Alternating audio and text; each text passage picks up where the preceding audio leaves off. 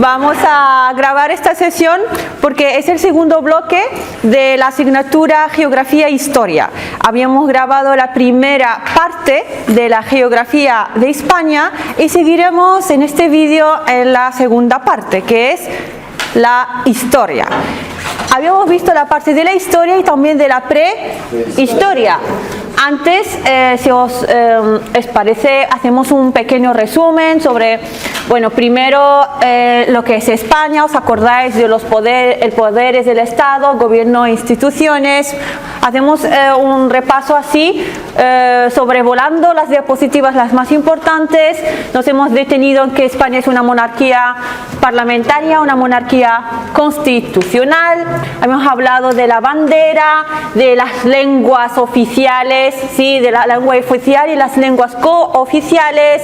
Habíamos hablado también de que hay instituciones de difusión de la cultura y lengua española. Hemos hablado también pues de las comunidades autónomas, de las 17 comunidades autónomas más las 2 ciudades autónomas.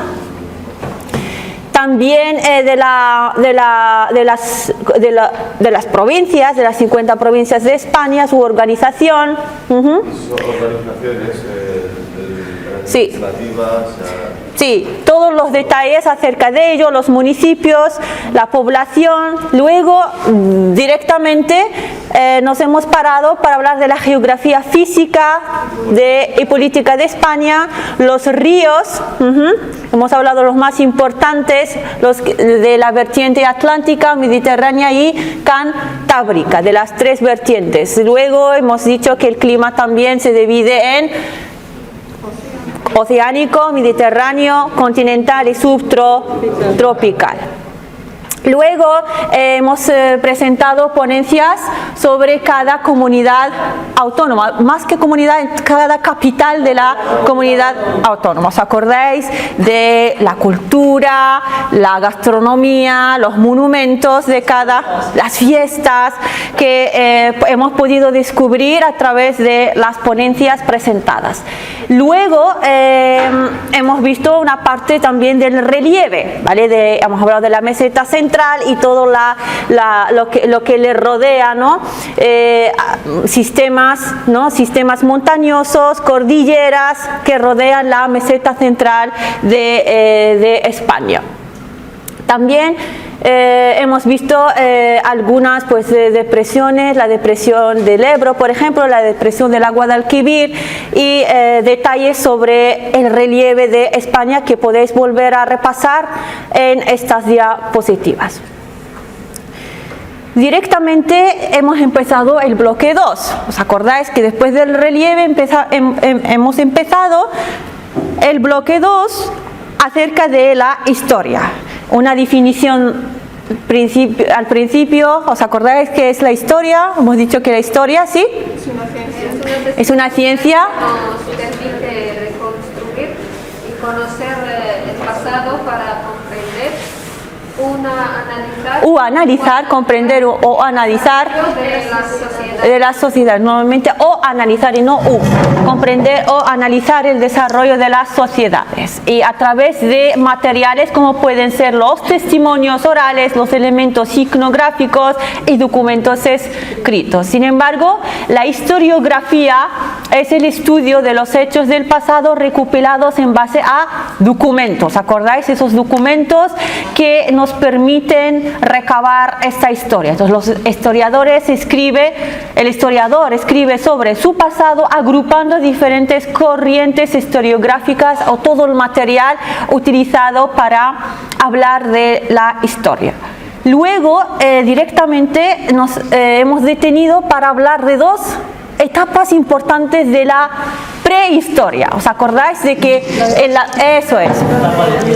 Muy bien, aquí se ve que la prehistoria se compone de 2 etapas. La etapa de piedra, que se constituye por el paleolítico y el neolítico, y luego la edad de los metales. Y hablando de la historia, hemos dicho que se marca por la invención de la escritura y todo lo que es antes es la prehistoria. Luego directamente después nos marca esa edad antigua, ¿vale? Que se marca por el nacimiento de Cristo, y aquí empieza otra era, ¿vale? Que va desde el nacimiento de Cristo y el principio de la caída de los romanos, esta fecha clave, 476, estamos en el siglo V, y aquí empieza la Edad Media, ¿os acordáis? Entonces, desde la Edad Media hasta hasta el descubrimiento de América, ¿vale? Que es el siglo XV. Entonces empieza por el siglo V, ¿no? y termina en el siglo XV, y luego pues la edad moderna y la siguiente edad, ¿qué es? La contemporánea, ¿no? Entonces la edad media, ¿vale? Y luego lo que es la edad moderna y contemporánea. Seguimos esta línea de tiempo, ¿vale? Y habíamos hablado lo primero de los pobladores de la península, que son los íberos. Entonces, los íberos, a ver, vamos a leer esas diapositivas. ¿Sí? Y vais pasando, ¿vale? Vamos a hacer un turno de lectura para repasar. Esto ya lo hemos visto con detalles de sobra, así que va a ser muy rápido. Vale, los íberos eran descendientes de los pobladores neolíticos de la costa mediterránea. Agrupados en tribus independientes, hablaban variantes de una misma lengua pre-indoeuropea, que compartían rasgos culturales comunes. El término íberos, por lo tanto, agrupa a pueblos muy diversos, turdetanos, layetanos, ilergetes, edetanos, pero que guardan cierta homogeneidad cultural, ciertas características comunes frente a los pueblos celtas que pueblan el resto de la península. Muy bien, entonces los íberos eran de los pobladores de la península, por eso hablamos de los pueblos pre-romanos. Entonces, antes de la llegada de los romanos. Los íberos son un pueblo pre-romano. Si pasa el micro a la compañera, vamos a hacer un turno de lectura. ¿Sí, los íberos? Sí, los íberos podemos situar los orígenes de la cultura ibérica hacia medios del primer milenio. La cultura ibérica se extendía por todo el área levantina, desde Pirineos hasta Cádiz, aunque su zona de influencia abarca una importante franja interior desde el valle del Ebro al Guadalquivir. ¿Os acordáis de este mapa que nos detalla la presencia de los íberos, ¿no? Desde la parte de Andalucía llegando hasta los Pirineos.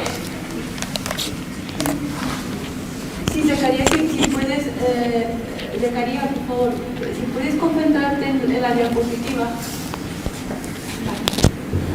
Y vamos a continuar. Los celtas. Después de los pobladores, los celtas. Los celtas ocupaban el centro norte y oeste de peninsular, es decir, toda la península ibérica menos el levante y el sur mediterráneo. En realidad se trata de un conjunto muy variado de pueblos con cultura bastante diversas y que no forman una verdadera cultura homogénea, aunque se tienen ciertos rasgos comunes. En general, al estar alejada de la influencia de los colonizadores fenicios, griegos y cartagineses, el área celta estaba más atrasada. Vamos a parar aquí y vamos a la siguiente, ¿sí? Los orígenes de los pueblos celtas se remontan a los pueblos indoeuropeos, que comienzan a atravesar los Pirineos en el primer milenio antes de Cristo, pero no será hasta los siglo VIII y siglo VI antes de Cristo, cuando gentes de origen indoeuropeo aparecen asentados en la mayor parte de la península ibérica, mezclándose con los pueblos preexistentes. Es a estos pueblos a los que llamamos los celtas. Los celtas. Vale, resumiendo, los celtas hemos dicho que eran agricultores, y ganaderos, con una agricultura, ¿no? Una agricultura cercano en una gran importancia de la ganadería, tal como atestigua el arte como el ejemplo de los berracos. Sin embargo, tenía una metalurgia de los metales, del hierro bastante avanzada, al igual que la artesanía de sí, entonces estamos hablando de los celtas. Luego, si os acordáis, pues hemos hablado también de los celtíberos que están en el centro. Entonces, los celtíberos, ¿sí alguien para la lectura? Sí.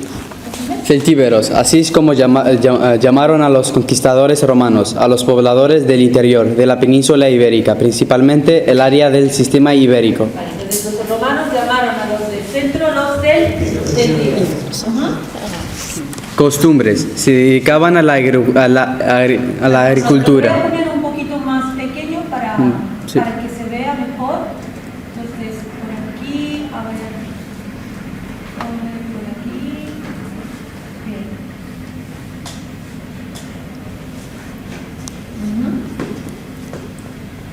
¿Sí? Y las viviendas eran de piedra y también de madera, adobe, barro y paja. Esto también lo hemos visto. Lucharon contra los romanos que vinieron a invadirlos.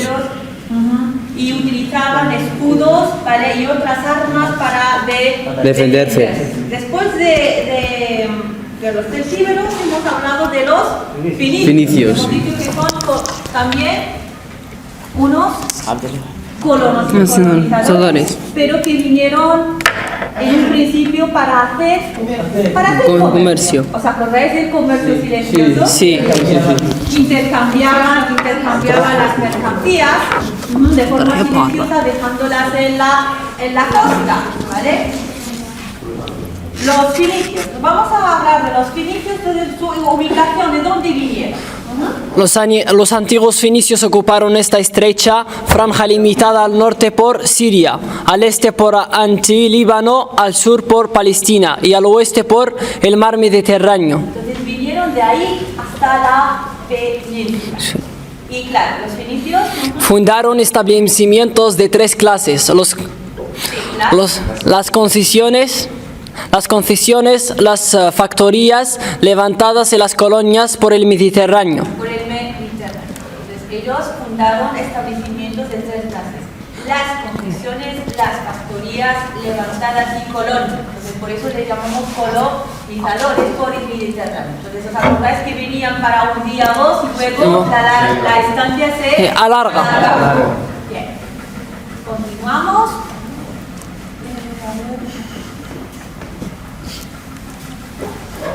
Sí, siguiente. Los finicios consiguieron establecer una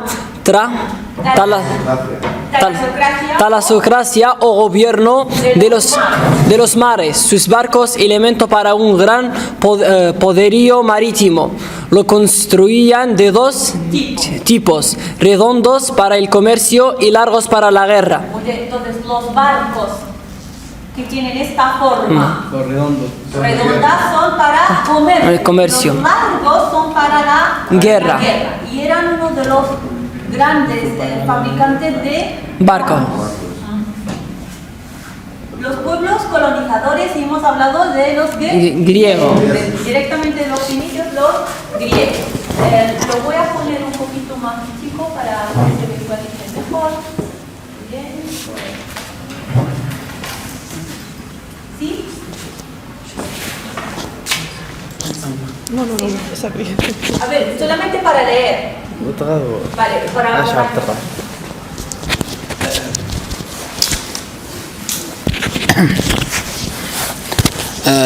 griegos establecieron colonias en la península a partir de los siglos VIII y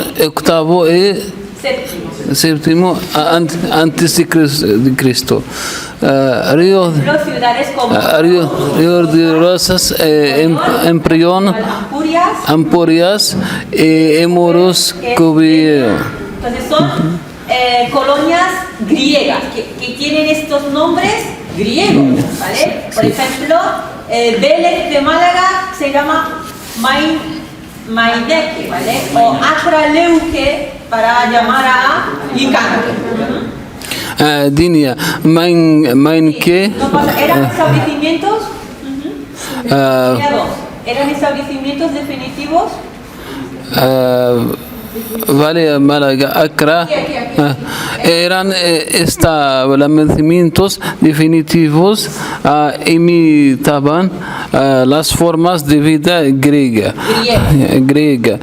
Son expulsados al peninsular, al noreste peninsular por Cartago. Eran los cartagineses que expulsaron a los griegos. Difunden entre los íberos su alfabeto, su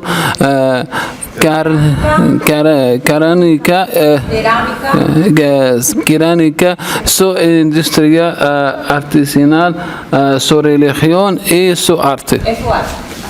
Siguiente. A ver, ¿qué aportaciones han tenido los griegos? Novedades y aportaciones de los griegos. Novedades que aportaron los griegos. Los griegos también aportaron muchísimas novedades a la vida cotidiana de los nativos, allá donde se instalaron. Además de la moneda y el alfabeto, los helenos trajeron a la península el torno alfarero para la elaboración de piezas cerámicas. Entonces los griegos trajeron la alfarería a la península. Muy bien. Griegos y fenicios. ¿Sí?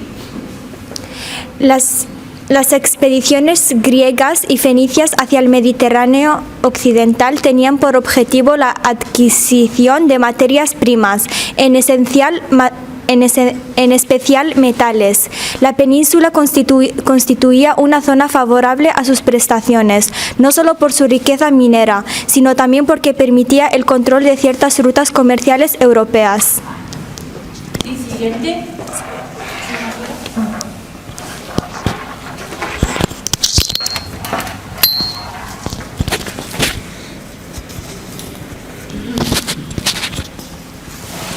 ¿Os acordáis del reino de los tartesios? Que también fue uno de los reinos más importantes. Entonces los tartesios fueron... Los tartesios. Los tartesios fueron un pueblo que dominó la cuenca del Bajo Guadalquivir. Construyeron poblados de modestas cabañas que más tarde se transformarían en importantes asentamientos fortificados de estructura regular y con viviendas rectangulares lujosamente decoradas. El reino de Tartesios, ¿sí? ¿Voy a seguir? Sí, por favor. Reino de Tartesios. La actividad económica más importante fue el comercio, principalmente con los metales. La región de Tartesos era muy rica en estos recursos. Gadir se encontraba cerca de la desembocadura del río Guadalquivir. Su cercanía al reino de Tartesos la convirtió en el gran centro comercial fenicio en este territorio. Vale. Vamos a pasar a los cartagineses. ¿Sí, Médica? Entonces los cartagineses... A ver, lo voy a poner.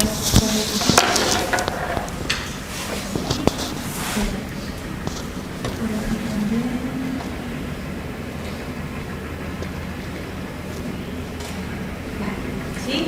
Los pueblos colonizadores. Uno de los pueblos colonizadores, Sí. después de los fenicios griegos, eran los Cartagineses.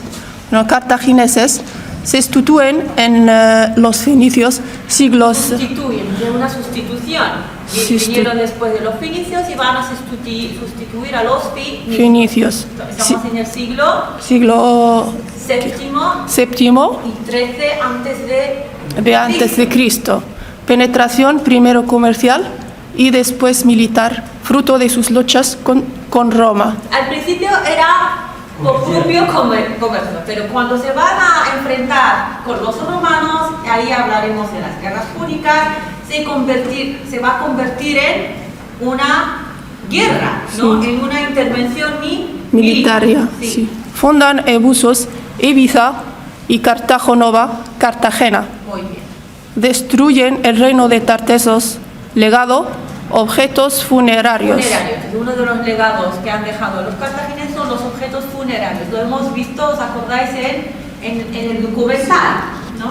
Que enterraban a los muertos y luego ponían en una hucha las cenizas y tenían todos los rituales de muerte. ¿Sí? Cartago era la colonia, ¿no? Sí, entonces, Destruyeron claro. a los inicios. Sí, sí. Entonces empezaron por Sicilia, ¿os acordáis? ¿No?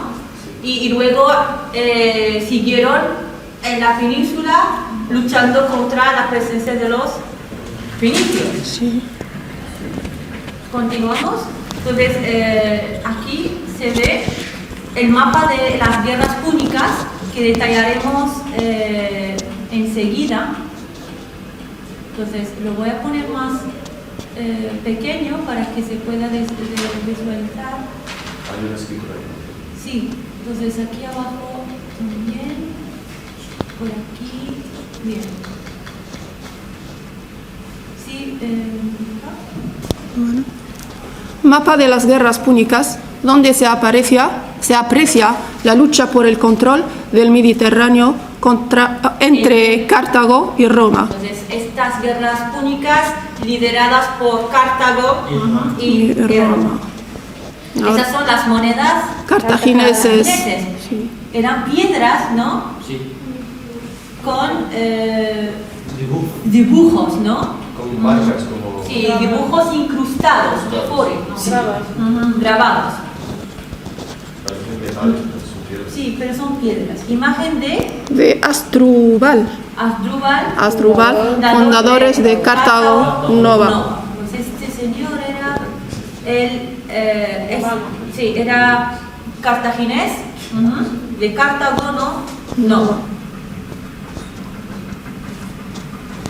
Ahora los cartagineses, una pequeña información aquí que dice, sí, vinieron de España. Vinieron a España en el 238 a.C. desde Cartago. Se encontraban en Cartago Nova, Cartagena, en Ebusos. Bien. Los Cartagineses vestían con pieles de los animales que ellos mismos cazaban. Se dividían en reyes, campesinos, artesanos, sacerdotes. ¿Qué significa sacerdotes? Entonces, sí, como en el Vaticano, entonces sacerdotes, ¿qué es sacerdote? Y luego campesinos, muderi'in. Sí. Vamos a, muchas gracias, Mónica, continuamos, ¿sí? Los cartagineses. Los cartagineses. Vamos a ver algunos líderes, como Amílcar Barca. Fue un general y estadista cartaginese, padre de Aníbal y Asdrúbal. Si vais a las películas, se escuchan mucho estos nombres, ¿vale? Aníbal. Entonces es por el líder cartaginés. Entonces Amílcar Barca era el papá, era el padre de Aníbal y Asdrúbal. Dirigió la conquista del sur de Iberia. Aníbal es considerado como uno de los más grandes estrategas militares de la historia. Asdrúbal fue también general cartagenis. Fue también general cartagenis. Vamos a ver ahora los romanos. Entonces, ¿cuándo llegaron los romanos a la península? Sí, Los romanos llegaron a la península ibérica en el año 218 a.C. España romana se dividía en Baítica, Lusitania, Gallesia, Tarragoneses y Cartageneses. Y cartageneses. Los romanos se dedicaban a la agricultura, al comercio y eran guerreros. También eran filósofos, dramaturgos, escritores, gladiadores y aurigas. Sí, vamos a dar la palabra al compañero. Los romanos, vamos a ver algunos nombres. Hemos visto, por ejemplo, a Aníbal como líder de los cartagineses. Ahora vamos a ver a los romanos. Y tenemos el famoso Julio César, que fue así. Julio César fue un líder militar y político, que fue el primer emperador del Imperio Romano. Marco Antonio fue un líder militar, político y colaborador con Julio César. Espartaco fue un esclavo romano que lideró la rebelión más importante de Roma. Vale, estos nombres también han entrado en la historia como nombres importantes porque han estado pues, en las guerras púnicas, ¿vale? Entre cartagineses y Roma. Algunos, bueno, vamos a ver esto.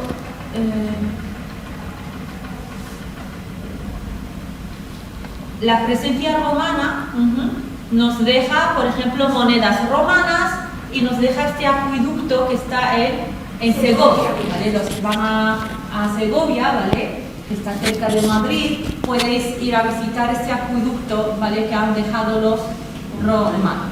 Y también la cerámica, la alfarería, y aquí hay algunos restos. Ese sitio todo es de piedra, hasta los pueblos que residen allá son de piedra. Sí, los castillos siguen construidos a base de piedra. Vamos a repasar las guerras púnicas. ¿Sí? Las guerras púnicas. ¿Lo mismo? Sí, continúa. Las guerras púnicas enfrentaron entre los años 264 antes de Cristo y 146 antes de Cristo a dos de las potencias del Mediterráneo, Roma y Cartago. Entonces, Roma y Cartago. Romanos y cartagineses púnicos. Entonces los romanos llamaban a los cartagineses los púnicos, que se enfrentaron en tres etapas hasta la destrucción total de estos últimos. La primera guerra púnica fue en 264 a.C. hasta 241 a.C. Fue una guerra en Sicilia en una primera etapa para luego convertirse en una guerra inminente naval. ¿Os acordáis de la ponencia que nos lleva hasta Sicilia, la ponencia que nos presentó Malika y también nos presentó, a ver quién, Zacarías sobre y Mohamed y Nasira te llamo, ¿no? Vale, porque siempre me confundo en el nombre. Entonces, para detallar lo que es, ¿no? Las tres guerras púnicas, cómo eso es, donde han tenido lugar, cuáles son los resultados, etc. ¿Sí? La segunda guerra púnica fue en el año 218 a.C. hasta 202 a.C. Es la más conocida por producirse durante ella la expedición militar de Aníbal contra Roma, cruzando los Alpes. La tercera guerra púnica fue en año 149 a.C. hasta 146 a.C. Significó la destrucción completa de la ciudad de Cartago. Muy bien. Luego hemos llegado a la España romana. ¿Os acordáis? Ese era el último punto, la España romana y visigoda. Entonces, sí, siguiente. Pasa el compañero, la compañera. Sí, compañero, por favor. La conquista romana. conquista romana de la península ibérica se inició a finales del siglo III a.C. con el desembarco en Ampurias 218 a.C. Entonces hasta principios, entonces duró. La presencia de Roma en España duró hasta principios del siglo V después de Cristo. Cuando algunos pueblos bárbaros se instalaron en el imperio y propiciaron su desintegración. Entonces esta introducción es un resumen de cómo llegaron a conquistar, ¿no?, los romanos a la península. ¿Sí? ¿Durante ese largo periodo? Durante ese largo periodo de las de 600 años,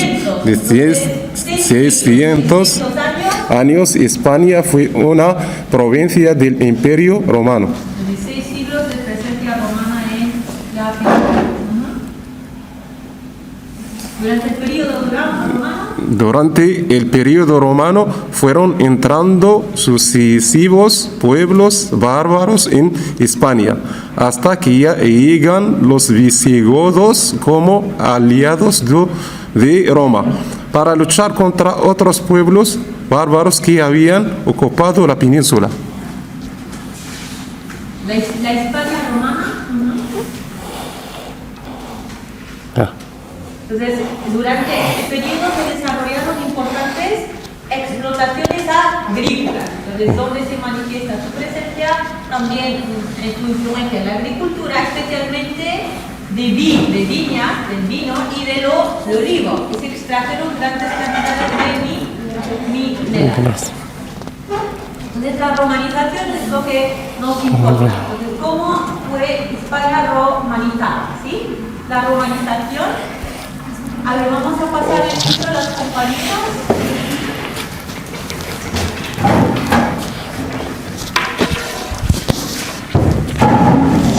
¿Cómo se fue romanizando España? Adoptó, ¿sí?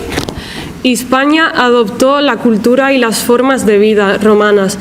Este proceso se llama romanización e incluye uso del latín, urbanización de Hispania, forma de gobierno y leyes romanas, derecho romano, religión romana, mitología y posteriormente el cristianismo, etc. Como agentes romanizadores actuaron tanto el ejército como los comerciantes y funcionarios llegados de tierras itálicas. Por esto entendemos que Roma, para asentar su poder, su cultura, ha tenido que hacer, ¿no?, uso de su fuerza militar incluso, ¿vale? Porque muchos pueblos nativos no querían la romanización, rechazaban la romanización. Entonces, por tanto, Roma impuso su cultura, sus leyes, su religión, ¿vale? Religión basada en mitología, ¿no? Y posteriormente el cristianismo. Como agentes romanizadores actuaron tanto el ejército como los comerciantes y funcionarios llegados de tierras itálicas. Roma. ¿Sí? Hispania, territorio romano. Los romanos dividieron Hispania en provincias, al mando de las cuales estaba un gobernador. Durante la República 197 a.C., Hispania estaba dividida en dos provincias, Citerior y Ulterior. Entonces, con esto acabamos la romanización de Hispania. ¿Con qué elementos esenciales quedamos? La romanización. A ver. Entonces, el proceso de la romanización. Fue poco a poco la conquista y la alianza de los visigodos con los romanos para ir acabando con la población existente. Indígena, autóctona. Los bárbaros. Los bárbaros que vinieron para invadir y asentarse en la península. Y luego introducir de una manera muy Sí. muy despacio. Pero ha sido paulatina, por Sí. fases, sí, Porque ha ido por fases, inició la cultura, luego la forma de vida romana, la religión, la escritura y la lengua. Y su forma de vida comunicativa. Vale, entonces el libro.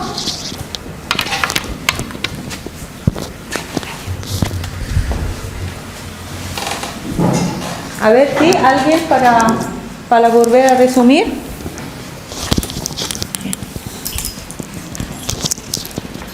¿Sí?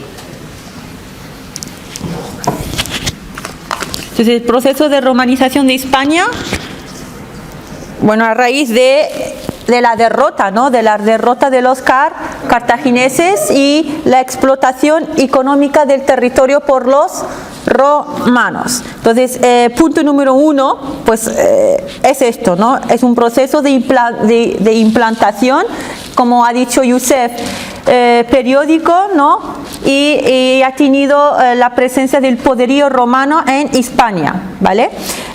Punto número 2, hemos hablado de la incorporación de la península al dominio político, ¿vale? Lo hemos señalado, el dominio político de Roma, entonces vais tomando nota, entonces el dominio político de Roma, número 1.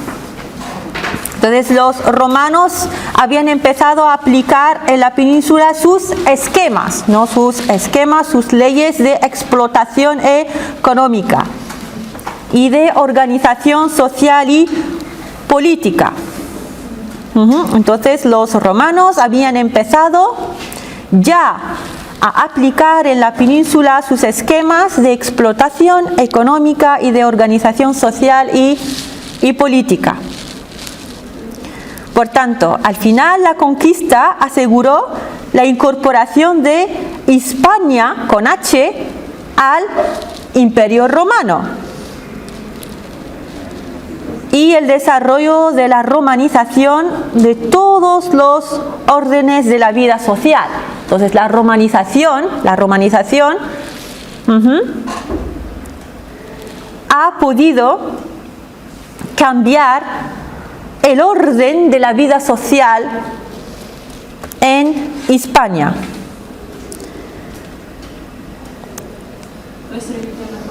Sí, entonces al final de la conquista aseguró la incorporación de Hispania al Imperio Romano y el desarrollo de la romanización en todos los órdenes de la vida social. En todos los órdenes de la vida social.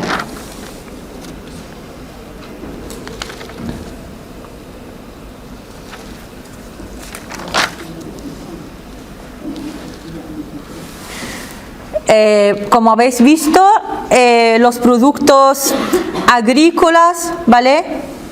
También han sido, pues, principales el trigo, el cultivo del vid, del aceite de oliva, ¿no?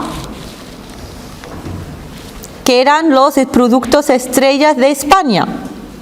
La agricultura se basaba en estos tres principales productos, que es el trigo, el vid y el aceite de oliva. El trigo, el vid y el aceite de oliva.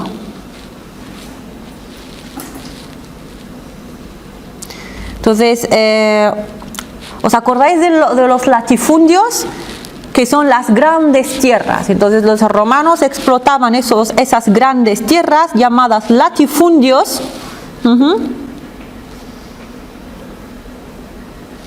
Para cultivar estos productos. Latifundios.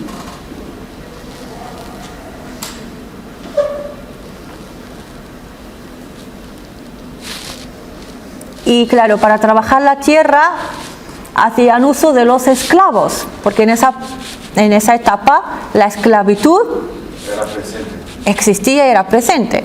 Entonces los esclavos ocupaban de los trabajos duros, ¿vale? De cultivo de la tierra. Los esclavos siguieron más o menos los romanos. Sí. Sí. Entonces trabajos hechos por los esclavos.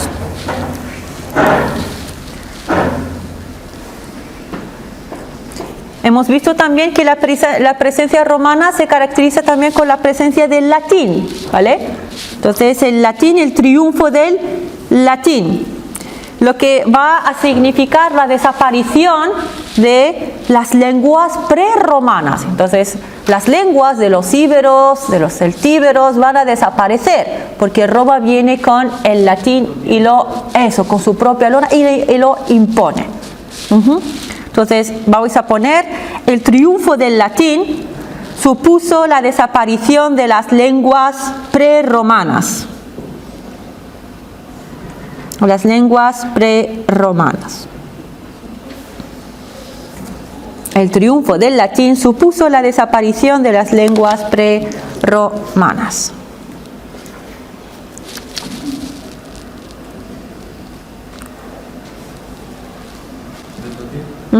De las lenguas prerromanas, la desaparición de las lenguas prerromanas. Entonces, que eran, por ejemplo, el vascuence, ¿no?